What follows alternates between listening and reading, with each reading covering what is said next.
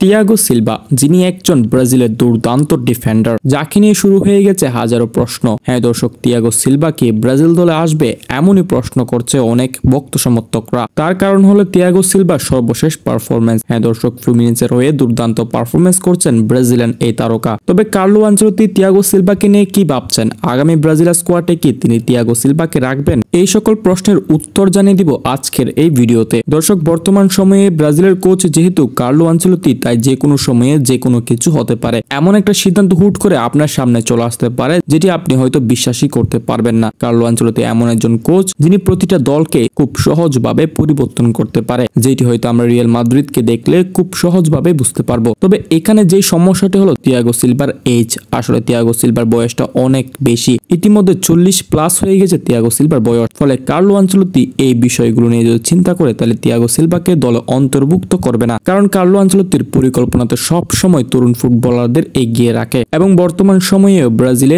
অনেক তরুণ ডিফেন্ডার রয়েছে যারা বিগত সব ম্যাচে দুর্দান্ত করেই যাচ্ছে। ফলে এত বেশি ডিফেন্ডার যদি দল অন্তর্ভুক্ত করে ফেলে তাহলে হয়তো স্ট্রাইকার এবং মিডফিল্ডারদের জায়গা কমে আসবে, কারণ দল ঘোষণার সময় এত বেশি প্লেয়ার দলে যুক্ত করতে পারে না, এটা নিয়ম নেই। তবে তিয়াগো সিলভাকে একটি কারণে দল অন্তর্ভুক্ত করতে পারে, যদি ব্রাজিলের কোনো ডিফেন্ডার ইনজুরির কারণে জটকে যায় অথবা কোনো একটি কারণে ম্যাচ খেলতে না পারে, তখন কিন্তু কার্লো আনচেলত্তির নজর যাবে তিয়াগো সিলভার দিকে। কারণ বিগত কয়েকটি ম্যাচে তিয়াগো সিলভার দুর্দান্ত খেলেছে। ক্লাব ওয়ার্ল্ড কাপে শেষ 4টি ম্যাচেই 7-এর উপর রেটিং পেয়েছে। হ্যাঁ দর্শক, 40 বছর বয়সে এমন পারফরমেন্স কিন্তু অনেক বেশি দুর্দান্ত। তবে তিয়াগো সিলভার বয়সটা হয়তো এখানে কিছু ইফেক্ট ফেলতে পারে জাতীয় দলে আসার ক্ষেত্রে, কারণ কার্লো আনচেলত্তির পরিকল্পনাতে সবসময় তরুণ খেলোয়াড়রাই এগিয়ে থাকবে। যারা কার্লো আনচেলত্তিকে অনেক বছর আগে থেকে চিনেন তারা অবশ্যই জানেন। কথাগুলো হয়তো শুনতে আপনার একটু কষ্ট লাগছে, তবে এটাই বাস্তব। যারা ফুটবল বোঝেন, যারা ফুটবল চিনেন, বা যারা ব্রাজিল ফুটবল কিংবা রিয়াল মাদ্রিদের ফুটবল কিংবা কোচ কার্লো আনচেলত্তিকে চিনেন, তার টেকনিক গুলো বুঝেন, তাহলে হয়তো আপনিও আমার সাথে এই কথাগুলোই বলবেন। তবে এখানে একটি জায়গায় পরিবর্তন